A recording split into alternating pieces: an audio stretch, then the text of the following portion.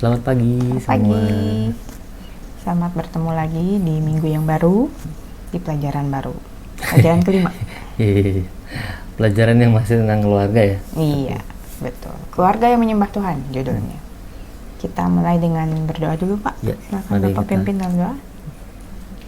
Terima kasih Bapak di surga, Tuhan menyertai kami. Tuhan memberikan kekuatan, kesehatan pada kami, sehingga kami boleh Tuhan siapkan untuk menyaksikan video ini, video sekolah minggu. Kiranya Tuhan juga memakai video ini untuk menjelaskan apa yang mau Tuhan nyatakan, baik melalui firman Tuhan maupun pengertian-pengertian yang kami sampaikan. Terima kasih Tuhan Yesus, kami serahkan waktu kami dalam nama Tuhan Yesus. Amin. Amin. Nah, keluarga yang menyembah Tuhan. Kalau kita dengar istilah gitu, identiknya tuh kayak keluarga yang rajin ke gereja misalnya gitu ya. Sebenarnya sesederhana itu nggak sih? Iya. Padahal kan kalau dilihat di buku ada penjelasan juga ya. Ada keluarga-keluarga yang rajin datang ke gereja tapi tapi disebutnya ateis. Padahal kan Kok ateis bisa nggak bertuhan gitu ya, iya, nggak percaya Tuhan. Nah ini kan jelas-jelas ke gereja berarti mengakui adanya Tuhan, percaya Tuhan. Tapi memang dijelaskan ateisnya juga ada dua istilah itu ya, ada yang sungguh-sungguh dan semu. Oke. Nah kalau yang sungguh-sungguh yang tadi itu ya, tidak mengakui adanya Tuhan. Kalau yang semu, kalau menurut di buku tuh mengakui ada Tuhan, tapi tidak melakukan penyembahan secara sungguh-sungguh. Gitu. Tapi memang ada yang itu juga sih Bu, ada yang saking semangatnya menyembah, yang penting menyembah aja. Jadi keluarga itu ada yang anaknya sekolah minggu di mana, ibunya ke gereja yang mana, bapaknya jadi pelayan di gereja yang mana gitu. Tapi kan semuanya menyembah ya. Iya sih. Iya sih ya. Terus kalau dibilang masih satu keluarga, ya masih pulangnya ke rumah yang sama. Tapi apa itu juga sih konsepnya yang mau dibahas di pelajaran kita? Kayaknya ada yang terlalu ekstrim kesana kesini gitu ya. Jadi kalau tadi kita ngasih dua ilustrasi itu maksudnya gini, satu secara penampakannya utuh, keluarga utuh bersama-sama ke gereja, tapi di luar itu tidak ada kegiatan penyembahan lain, tidak ada hubungan pribadi dengan Tuhan yang lain gitu ya. Di sisi lain, hubungan pribadi setiap anggota keluarga dengan Tuhan baik, tapi kalau dilihat dari kacamata orang luar, loh kok nggak utuh sih keluarganya gitu ya, nggak jadi satu anggota gereja bersama misalnya gitu kan. Nah sebenarnya kalau dari pelajaran kita ini kita ambil dari kitab Yosua ya. Ini udah akhir-akhir perpisahan Yosua dengan bangsa Israel sebetulnya ya. Nah, di sini Yosua menantang bangsa Israel juga di pasal yang ke-24 ini. Dia menantang setelah bangsa Israel berhasil masuk ke Kanaan, terus mau apa nih sekarang gitu? Mau tetap setia kepada Tuhan yang sudah menyertai, yang sudah membuat mereka berhasil melawan musuh-musuh, atau mau kembali ke Allah-Allah yang dulu mereka sembah di Mesir misalnya gitu ya, atau kepada Allah-Allah yang ada di negara Kanaan, negeri Kanaan aslinya ya, bukan Kanaan setelah ditinggali mereka gitu. Yang disembah oleh bangsa-bangsa yang mereka kalahkan itu ya. Nah itu dia. Jadi itu tantangannya. Nah Yosua memberi pilihan ya terserah, tapi kalau kamu nggak mau, ini ayat yang sangat terkenal itu ya, Yosua 24 ayat 15 saya bacakan, tetapi aku dan seisi rumahku kami akan beribadah kepada Tuhan. Penekanannya berarti ini mengajak keluarga juga ya, bukan cuma saya gitu. Dia udah memutuskan gitu ya, atau keluarganya Yosua memutuskan mereka akan tetap beribadah kepada Allah sekalipun orang di sekitarnya nggak menyembah kepada Allah Yahweh Elohim, Tuhan Allah. Nah kalau sekarang itu aplikasinya apa sih Pak? Penerapannya apa gitu? Kalau misalnya kita sebagai satu keluarga mengambil sikap seperti Yosua tadi. Aku dan seisi rumahku beribadah kepada Tuhan. Apa sih aplikasinya sepertinya ya? yang di buku juga mengarahkan ke itu ya. Jadi ada satu ibadah atau satu penyembahan yang kita lakukan secara khusus bersama-sama dengan keluarga. Jadi bukan kalau di awal kan ilustrasinya ada orang yang datang ke gereja gitu ya. Kalau ini kita melakukan ibadah secara khusus yang dilakukan untuk keluarga. Jadi di dalam keluarga ada ibadahnya. Ini yang banyak disebut sama orang di luar altar keluarga. Konsepnya itu jadi hanya keluarganya gitu. Dan bukan dilakukan mingguan atau bulanan, tapi dilakukan harian gitu. Setiap hari gitu ya, jadi altar keluarga ini ya. Karena dia seperti kita datang kita merenungkan firman Tuhan setiap hari gitu. Ada perenungan firman, baca firman dan juga berdoa. Nah, kalau ini dilakukan bersama-sama dengan anggota keluarga lainnya gitu. Yang serumah ya? Yang serumah. Ya, intinya ya, keluarga inti gitu. Ada istilah mesbah keluarga juga. Jadi sama-sama seperti kita membawa diri mempersembahkan gitu ya, karena mesbah kan mempersembahkan diri kita bersama-sama dengan keluarga. Kira-kira konsepnya begitu. Kalau di buku memang diarahinnya satu keluarga itu ya. Iya, mesbah keluarga disebutnya membangun mesbah keluarga. Membangun mesbah. Memang ini sesuatu kebiasaan yang baru saya lakukan bersama keluarga inti yang baru ini ya. Waktu dulu sih biasanya saya bersaat teduh baca Alkitab ya sendiri gitu, nggak sama keluarga. Jadi kami nggak punya altar keluarga, itu nggak ada. Nah, tapi kalau Pak Arsen ini pengalamannya justru dengan Oma ya dulu. Dimulainya itu dari karena kan dulu Bapak kan nggak sama-sama juga ya. Jadi terus kalau kami melakukan itu nanti ada komplain lah gitu dari sebelah gitu. Jangan main alat musik gitu. Kakak udah ngejereng-ngereng itu ya, ukulele itu. Terus jangan gitu, nanti kedengaran tetangga nggak enak gitu. Nggak falas gitu maksudnya, tapi ya sudah lah ya gitu. Nah, tapi kalau di rumah Oma, cucu-cucu dikumpulin malam-malam gitu, kita baca firman Tuhan sama-sama gitu. Nah, memang karena di keluarga inti tidak solid gitu, jadi lebih riskan untuk cucu-cucu berusaha cari alasan gitu, karena melarikan diri gitu ya. Iya. Ada yang biasa ikut, terus jadi ada yang ngajak juga, ayo yuk gitu, ayo kita kebaktian gitu. Tapi ada juga yang mengajak membelot gitu. Ya begitulah. Ya memang awal-awal juga canggung sih gitu waktu kita mulai gitu ya. Tapi ya harus dimulai gitu, karena memang salah satu komitmen awal kami berkeluarga ingin membentuk ini ya, altar keluarga ini gitu. Apalagi kan udah ada Diandra gitu, jadi dia juga ingin kami biasakan bisa ikut dalam altar keluarga.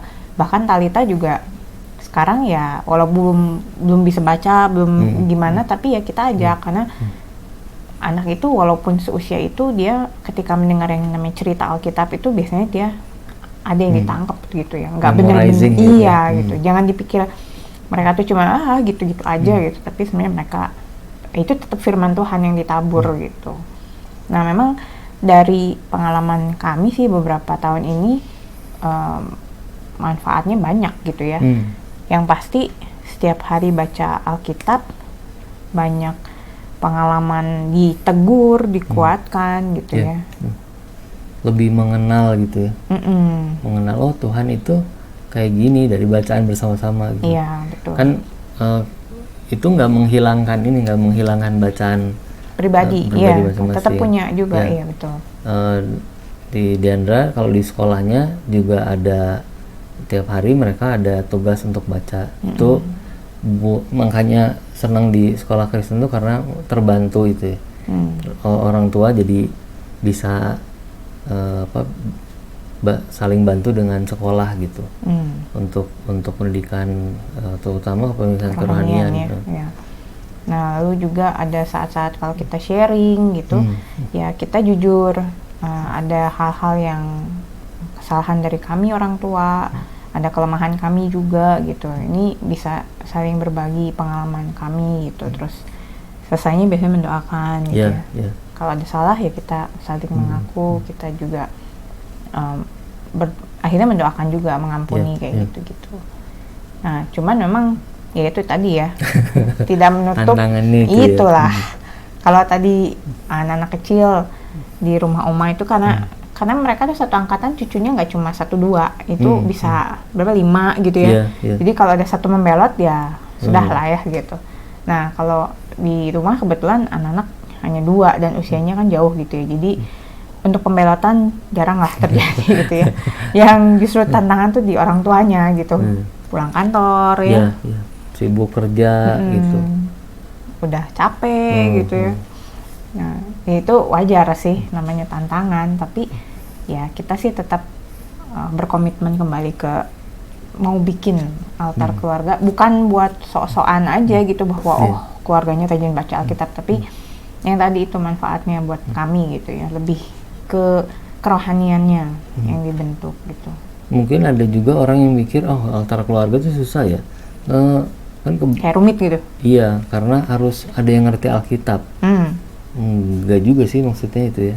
Kita percaya bahwa itu kita ini semua adalah imamat yang rajani.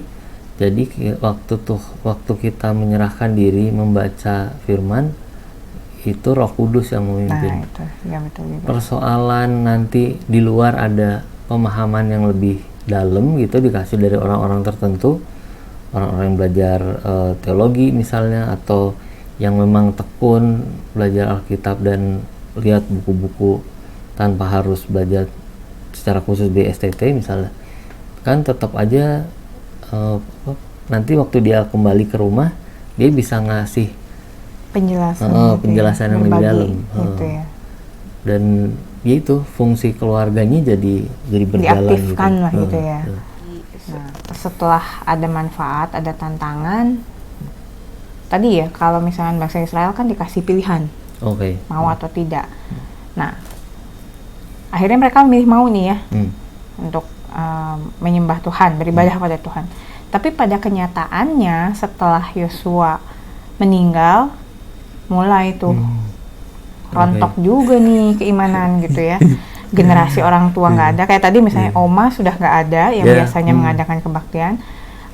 Orang tua lebih kendor, nah anak sudah semakin jauh nih gitu ya. Bangsa Israel pun begitu, mereka mengalami masa-masa kegelapan gitu. Setelah Yosua masuk era hakim-hakim itu hakim-hakim itu dikasih Tuhan karena banyak pembelotan itu.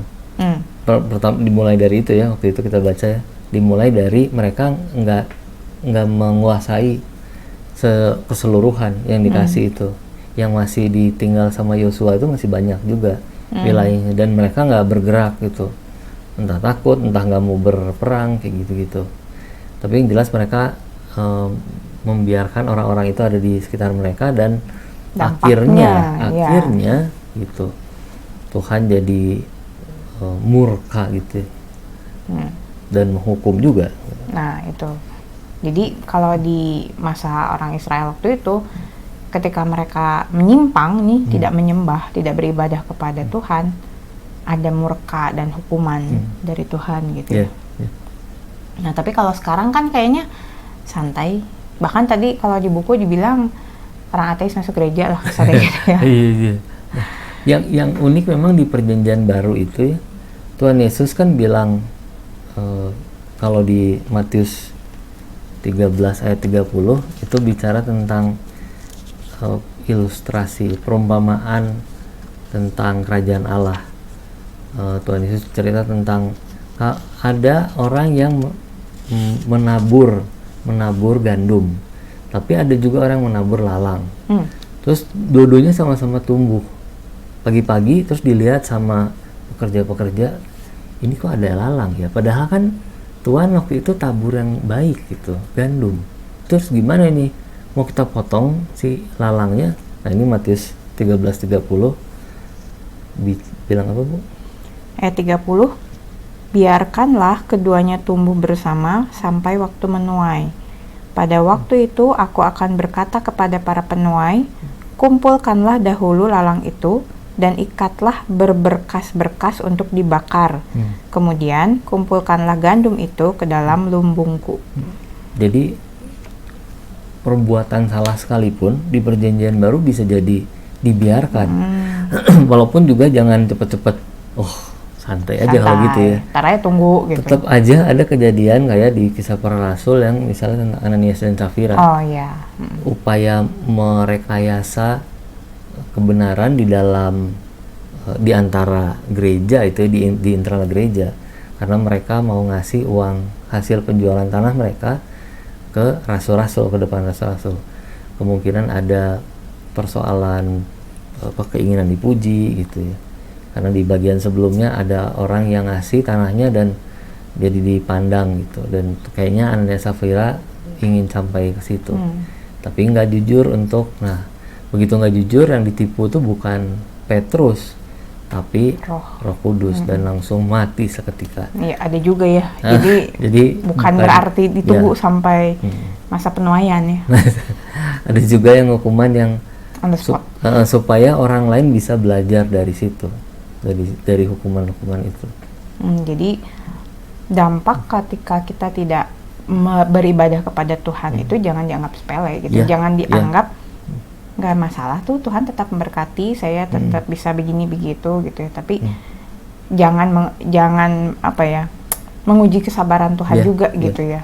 Ketika kita punya kesempatan ya berbaliklah gitu.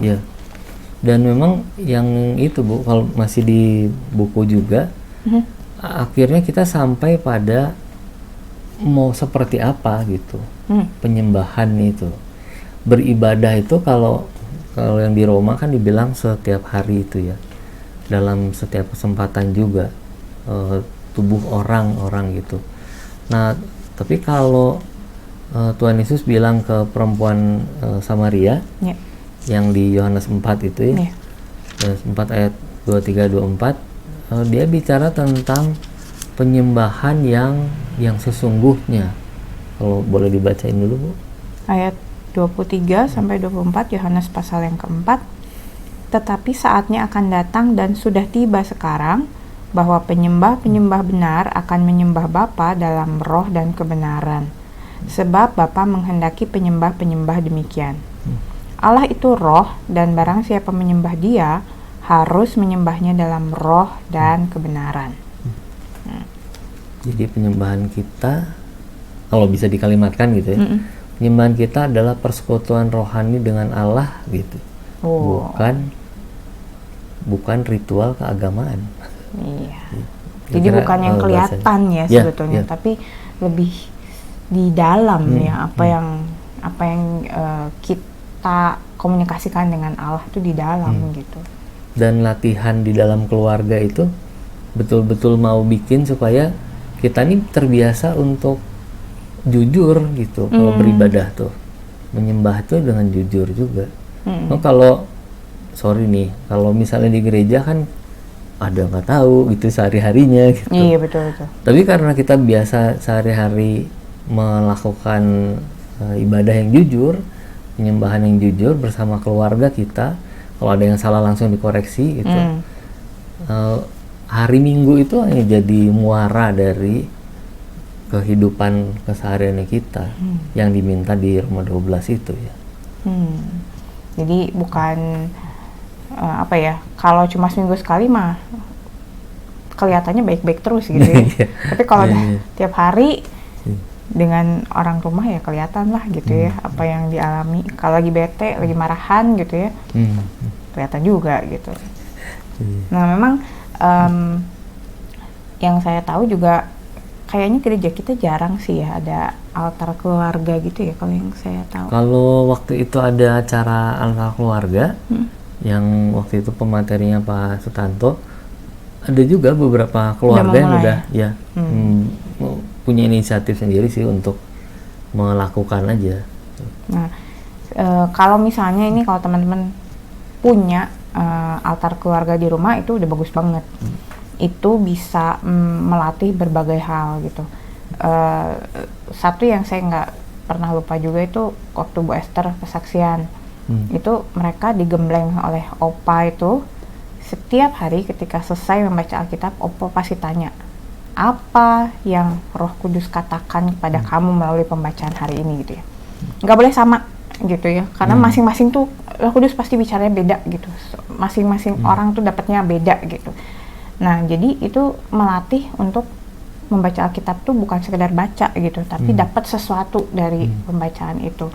Dan Bu Esther bersaksi juga bahwa dengan kayak gitu, kalau udah ada acara todong menodong, Bu renungan ya gitu, di dadakan-dadakan itu udah nggak yang aduh gitu, kayak susah banget gitu. Tapi dia cuma tinggal sebentar ya, dia buka Alkitab, dapat ayatnya, merenung, oh ya ini gitu. Jadi saya terkesan sekali sih dengan itu, karena latihannya pasti nggak sehari 2 hari itu ya. Betul. Di bertahun-tahun. di ospek oleh Opa itu, aduh gitu ya. Tapi manfaatnya lihat gitu ya, luar biasa. Sampai bahkan saya percaya anak-anak yang di YBKN menerima pola didik yang sama gitu, sehingga mereka kayaknya cuma tinggal tunggu beberapa tahun lagi lah mungkin ini sampai akhirnya mereka juga sampai ke kebiasaan itu, bisa menangkap apa sih isi firman untuk saya hari ini gitu. Kan kalau dari baca firman terus ngelihat kesaksian itu udah jadi umum tuh kalau di YBKN tuh. Jadi betul-betul menghidupi firman gitu ya. Gitu. Nah, tapi sebaliknya nih, kalau misalkan ada teman-teman yang belum punya altar keluarga, masih sendiri-sendiri misalnya gitu, si papanya baca sendiri, mamanya baca sendiri firman Tuhan, kita juga baca dan rindu punya altar keluarga, kita doakan gitu. Dan teman-teman juga berdoa untuk orang tua, kakak adik gitu ya, supaya mereka dibukakan mempunyai keinginan yang sama gitu. Dan kalau menurut saya sih, kalau orang tua diajak biasanya mau ya untuk bikin altar keluarga. Justru, pengalaman dulu waktu pas adik masih kecil tuh, sebelum adik jadi besar seperti sekarang ini. Adik masih kecil, dia justru yang nanya, kapan dong kita kebaktian lagi gitu ya. Kayak dicelaki, maksudnya kayak di rumah oma gitu. Dia anak itu dia menikmati persekutuan itu, Di saat kakak-kakaknya udah mau melarikan diri, si adik malah justru. Iya. Ini kan pasti bukan dorongan dari dorongan pribadinya dia, tapi ada dorongan roh juga gitu untuk ayo jaga lagi nih, jaga gitu. Nah, jadi kalau teman-teman sekarang belum, jangan berkecil hati, berdoa untuk keluarganya dan ajakin gitu. Kita nggak pernah tahu kan, siapa tahu sebetulnya ada juga dorongan yang sama untuk anggota keluarga yang lain, tapi semua menahan diri gitu. Jadi coba didoakan dan diajak. Gitu. Demikian pelajaran kita. Jadi secara singkat sih, keluarga yang menyembah Tuhan ya keluarga yang setiap hari beribadah kepada Tuhan. Berusaha untuk terus setia di situ. Nanti bentuk ibadahnya seperti apa, mau ada nyanyian, pujian, itu nyanyian pujian sama ya. Dan pujian buku kita. Dan pembacaan Alkitab yang pasti itu penting sekali. Jangan nyanyi terus udahan. Doa makan. Nyanyi terus nunggu firman Tuhan gitu dinyatakan. Ada juga ya? Bukan itu. Enggak usah ya. Terlalu lebar itu. Terlalu lebar. Ada di Alkitab lah. Kita bisa lihat panduan di Alkitab. Begitu teman-teman. Kita akhiri pelajaran minggu hari ini. Saya akan menutup dalam doa. Kami mengucap syukur Tuhan Yesus untuk pelajaran pada minggu hari ini. Terima kasih karena Tuhan mengingatkan kami mengenai pentingnya beribadah bersama-sama keluarga kami. Kami mengucap syukur kalau kami semua boleh mempunyai orang tua yang mengasihi Tuhan. Ada orang tua yang mengenalkan kami kepada firman Tuhan, yang membawakan cerita-cerita di dalam Alkitab pada kami. Terima kasih, dan kami juga mau berdoa untuk semua murid kami dan juga teman-teman yang menyaksikan video ini, kalau mereka juga rindu mempunyai persekutuan di dalam keluarga masing-masing, membuat altar keluarga masing-masing. Kiranya Tuhan yang memberkati keinginan ini. Tuhan juga menolong supaya semua anggota keluarga mereka mau untuk membentuk sebuah altar keluarga. Kami percaya ini adalah persekutuan yang indah, sebuah sarana yang bisa menolong kami bertumbuh dalam iman, dan juga bukan hanya secara pribadi tetapi secara keluarga. Terima kasih Tuhan Yesus sekali lagi untuk pelajaran ini. Kami akhiri minggu ini dan pertemukan kami di minggu depan dengan materi lain mengenai keluarga yang juga hidup dalam penyertaan Tuhan. Dalam nama Tuhan Yesus kami berdoa. Amin. Amin. Terima Terima kasih kasih sudah menyaksikan. Sampai minggu depan. Tuhan Yesus memberkati. Tuhan Yesus memberkati.